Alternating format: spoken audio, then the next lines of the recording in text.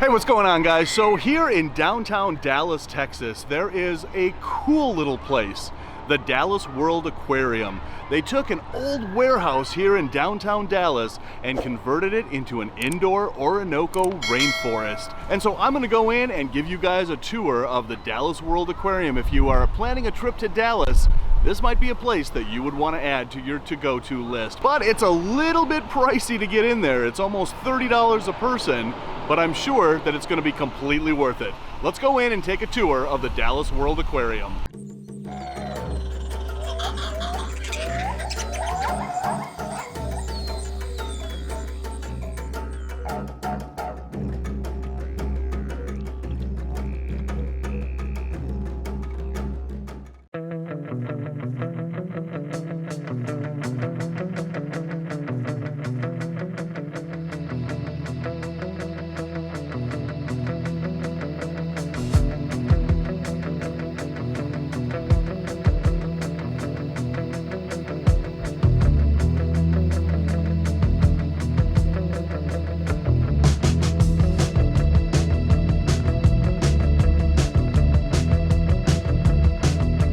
So as soon as you walk up the stairs and start your journey here at the Dallas World Aquarium, you are transported directly into the rainforest.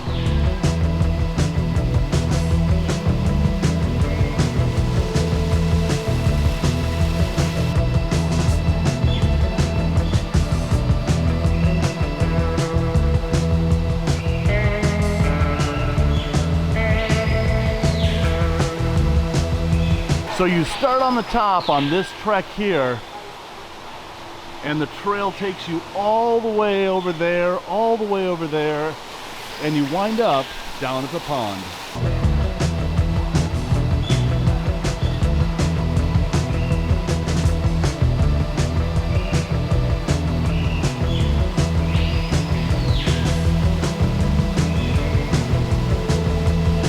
So look at this, there's this, well, I guess wild brown anole sitting right there, and these tamarins are just staring at him. So as you walk around, you've got to take some time and stop every 10 feet or so and look around you.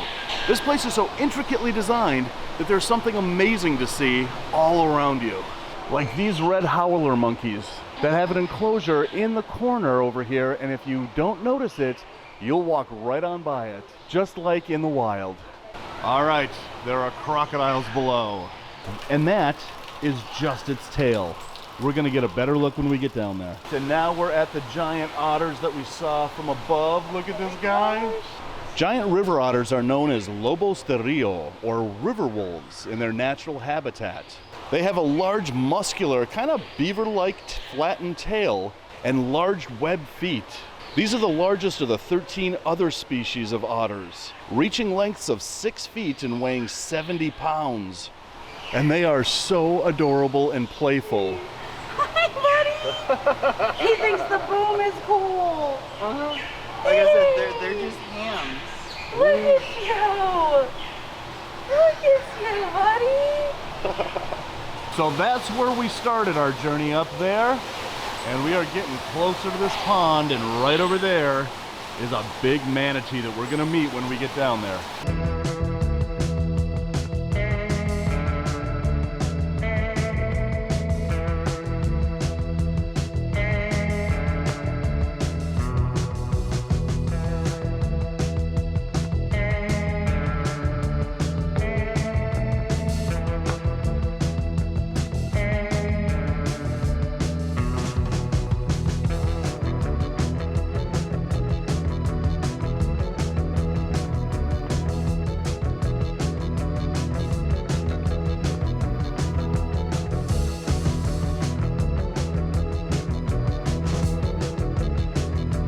All right, and then you come out to a place down below where you don't know if you want to go that way, or that way, or that way, or go down here and see the anaconda. I'm choosing to go down here and see the anaconda. All right, so look at this anaconda exhibit. This is so cool. Up there, there's a couple of tamarins in a separate enclosure, and then you've got this monster female anaconda down below. What a cool display. God, her head is like as big as my hand. Right? I know I got like little hands, but yeah, her head is like as big as my hand. She is a good looking girl. So then you walk up here and you have one of the coolest mammals on the planet. These are the vampire bats. So this rainforest simulates the Orinoco Rainforest, and all the animals you see here are native to the Orinoco Rainforest, including those two giant Orinoco crocodiles. This place is so incredible that they are the first to captively breed Orinoco crocodiles. That is really significant and plays a major part in this crocodile's conservation. And then once we leave the crocodiles, we come over here and they've got a huge electric eel.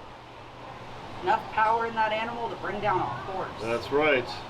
That's electrifying. Shocking. Okay, moving on. So as we leave the electric eel and turn around, look at this huge pond full of spotted stingrays and turtles and arapaima. Man, this is cool.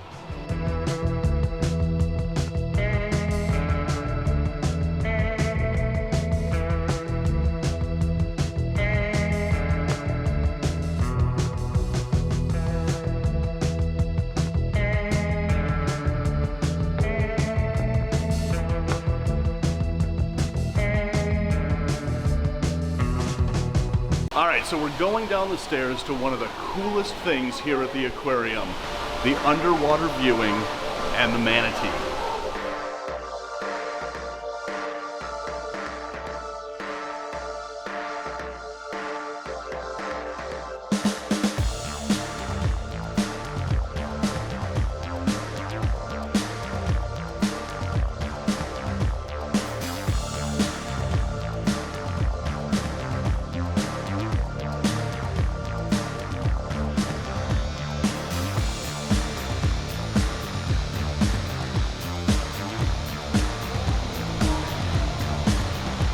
Just a manatee in his pet log.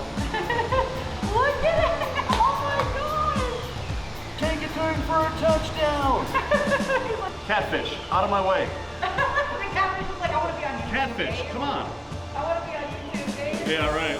He's Look just at that. carrying it around, yeah. He's just carrying a log, as you do.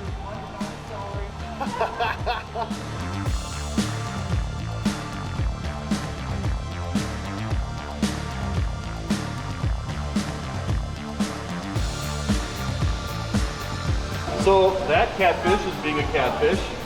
That catfish is, well, doing something else.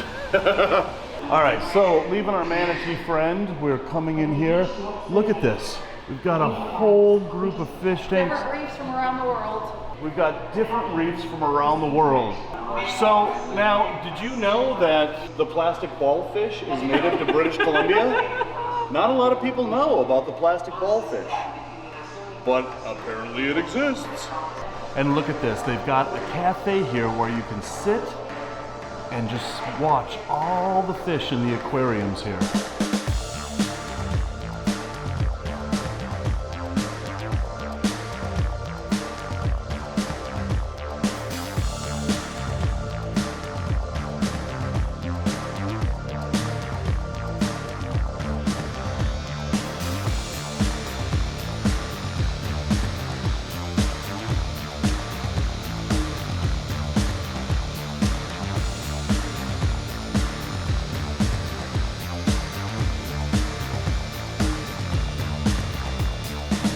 All right, and then you come over here, and this is the walkthrough out to the penguins. Look at that! That is just cool. All right, so we're going through the underwater tunnel out to the penguins.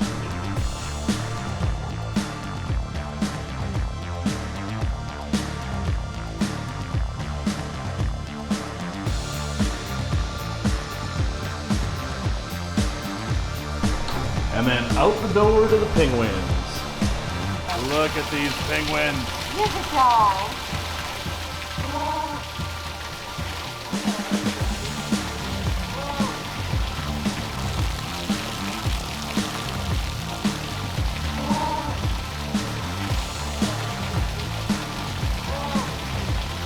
And then after we come in from the penguins, we go into the shark tunnel. So the cool thing about this exhibit is, look at this, they don't have artificial lights under the water. And that creates a more naturalistic and stress-free environment for the sharks. And now granted, it's a little hard for visitors to actually see these sharks until they come right up to the plexiglass, but this exhibit was designed with the fish in mind, not necessarily for the humans in mind. And to be honest, that's what makes this such a cool and naturalistic exhibit. So once you leave the sharks, you come out here and it opens up to a whole nother huge exhibit. Oh, look at this. Everything in here is cool. Manta rays. And a giant octopus. Okay, this is one of the coolest places I've ever been. I don't know that I've ever seen an aquarium that has a manta ray. I said I've never seen one in person. I don't think, yeah. That's This a place big puffer. was cool before, but it just got way cooler. I could sit here and watch the manta all day. He's a baby too. All right, so we're moving on from the manta ray, and right over here, they have one of my favorite cats, the ocelot. Chunker ocelot. Look at Chunker ocelot. They just trucking, dude. What's over here? What's over there? Hey! Look at this guy. Look at this guy. He's an active little ocelot. And then they have flamingos, but over here, that is the top of the shark pool that we walked down. That is just a really cool display. So guys, that wraps up my tour of the Dallas World Aquarium. This is such an impressive place, and if you're coming to the Dallas area, you've got to put it on your to-go-to list. But I do have one little criticism. A lot of these displays don't have info cards telling you what the animal's name is or any information about the animals. You have to do the little QR codes that they have, and I think that that really cuts back on people's experience when they come here, because that information isn't readily available to them. And if you don't already know what the name of the animal is or any information about them, you're not going to learn a lot without those info cards. So again, you have to scan in those QR codes, and not everybody can do that yet. But that is my only piece of criticism about this really amazing place. So guys, if you are liking this new content of me going around the world touring zoos and aquariums, leave a comment below and let me know if you'd like to see more zoo and aquarium tours. And guys, as always, thanks for watching, and until the next animal adventure, love the planet, feed your animal obsession, and rattle on.